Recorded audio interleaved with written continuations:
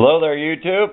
We're going to replace the front belt on the John Deere 112. If you look down where it hits the pulley, where this belt hits the pulley, you see where it's shiny? It means the belt's been hitting the bottom and slipping. It is a 5/8 belt. You have a guard on it that holds the belt, because when you slack up it don't fly off, because this is your clutch mechanism. This belt will loosen up. There's a second belt, which I will try to show, that's to the left. I know the lighting ain't the greatest. That runs back to your transaxle, and when you push your clutch in, all you're doing is moving that forward to slack it up. Now this doesn't have that mechanism, that torque multiplier. I took the handle off the side, it was in here somewhere. It does not have any of that. It never had it when I got it. Okay, and these motors run this direction, counterclockwise.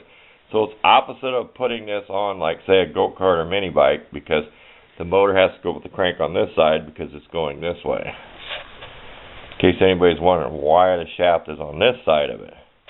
Well, if you look down in there, I'll hold the camera steady, you can see that it's shiny. That means the belt has been running on the side, or the bottom, I should say, the flat part. It doesn't look like it when you look at it. It looks shinier on the side. I know the lighting isn't the greatest, but it has been. There you can get kind of another glimpse of it. That would not be shiny if it wasn't running there. Not as old as these pulleys are. Then I'll have some shots. I'll try to get underneath. This guard fit on here. The motor was on her with a Tecumseh. This guard fit on this Greyhound Harbor Freight motor right on her. That's just a spare bolt because I bought 3 in a package, if I remember right. And I just had to tweak and bend it just a little bit. I think I might have made the hole a little bit bigger round and then tweaked it and bended it. Here we go. Bended it. But you see how that works. When you slack your belt up, even though this is wider and bigger here, this is for your optional whatever. I have no idea. John Deere 112 fanatics will know that's probably around a snowblower or something. But this keeps your belt from flying off. But we thought maybe we could just adjust the spring on there, because we have adjusted the spring on here. That is pretty floppy. It is supposed to be what you would call in gear right now. I barely made it in a ramp up the shed, so there's no tension on there. Plus I'm going to have to tighten it up. I have modified the spring thing. I would like to get some pictures of how the clutch rod works, because it was messed up when I got it. Clutch rod is adjustable on these, but there's a spring and a roll pin in there.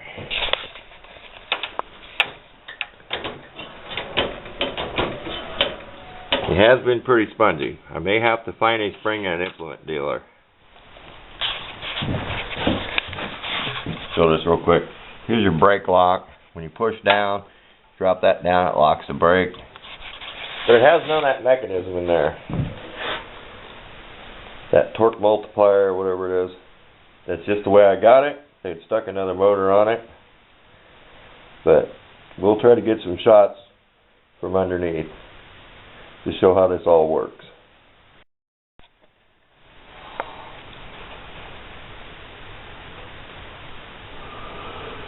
And we're going to try to film this in telemacro. There's your pulley on your transaxle. It comes up to this mechanism. Here's the belt to the motor. Look up there so it goes to the motor. Okay. Now here's the clutch rod I was talking about. See how it goes up there? That is your lever. If I had something on there, this clutch rod will push this way. Okay? What that does is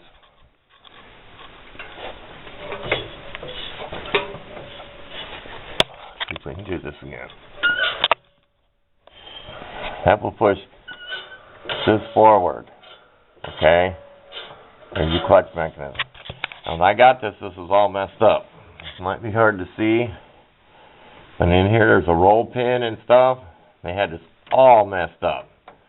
There's adjustment on there, which I call the Heim joint, up here where it's threaded. Just like on a Chevy truck, 4-speed, anything, manual transmission, you can adjust your clutch rod. It has a manual rod, not a hydraulic clutch. Okay, here's the problem. If we can come down here.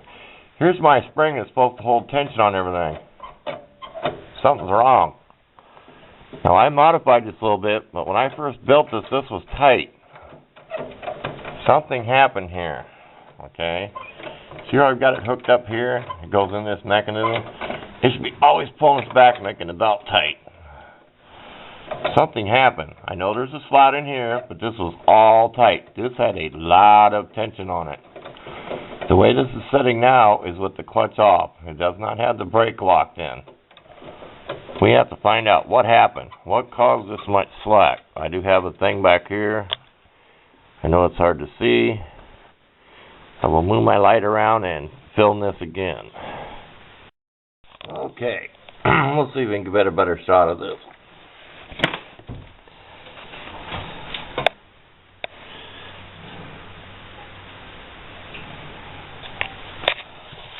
Let's turn the camera here. The view is to push the clutch in. This is me going this way, which pushes this arm this way. Watch the belt flack up. The belt flacks up. This has a tensioner on it. So I've kind of lengthened that out, which does even better spring. This is your other belt, goes through your transaxle. Okay, and that moves. That's got pretty good tension on it. That never had a whole lot of tension, and the belt looks really good. We have a problem in this clutch mechanism. Because when I got this thing was, hold the camera still. We've been taking on and off telemacro. This spring is what I would think is when you push real hard, it starts pushing on that spring. So if you really got a heavy foot, once you reach the max, this mechanism is made where it kind of starts sliding together when you're applying a lot of force. Because you have to put quite a bit of force to lock your brake on. When you put your pedal down, your little lever comes down and locks your brake. This stuff was never painted under here, but it was all cleaned up, greased. It's like your steering column. I should do a video on that, how to adjust the play out of that. But it leaks all over the side. I pumped it full of grease, a whole lot of grease. It's oozed out over the couple of years I've had it. Stay on the subject. This rod. If I had it out there, I'd be able to explain how it worked. But there is a roll pin back here. It was in the wrong spot. They had the roll pin here. They had this spring all messed up. It never did work properly. I have to find out what caused all this slack in my spring. There's no spring tension on the belt. I may not have to buy a belt, but I think that I'm going to, because this belt, like I said before, is riding too far down. Spanning up, these are that wide of a pulley. Now, I do not know if these pulleys are made to slide in and out. You know how one goes faster. I doubt it's made like a snowmobile or anything. I'm just saying that's the factory width of that pulley. Once I get the belt off, I'll take another shot of how shiny that looks in there. Bear with me on the crappy camera. I hope you all get an idea how that works. Here's your big arm. Put my finger here. Here's the rod that pushes it. Rod comes down the mechanism. This is the mechanism that goes out to your pedal. Back there's your pedal. Pretty simple idea, but you may find a problem in this rod if you have one of some of these monkey bits. They had the roll pin out here, the spring wasn't right. And what I could always figure out, this is made when you shove on this real hard, it'll start pushing on this spring. Because you really have to mash the pedal down to get your brake locked. Because you're locking your brake. Here's your brake mechanism. This is that rod that pulls on it and you push your clutch down. It always has play so it doesn't grab the brake till you push this that far and start pulling on the end of the travel. That's why I was thinking this was made to take up the slack so you don't strain this so bad and break it. Kind of hard to explain this mechanism. It's like a rocker thing in it that makes this grab together. Wedge thing. It has got a pretty good band on it yet. I'm assuming it's original. Well, we'll try to film this when we get the belt off.